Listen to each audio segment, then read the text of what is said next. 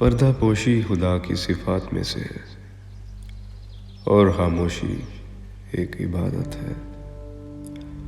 खामोशी का सफ़र हमेशा राहत देता है, वरना अल्फाजों के निश्तर जिंदगी को तलख बना देते हैं। इसीलिए इंसानों की कही कड़वी बातों को सिर्फ अपनी हद तक रखना सीखिए। इन्हें इधर उधर फैलाकर नफरत बांटने में हिस्सेदार मत बने।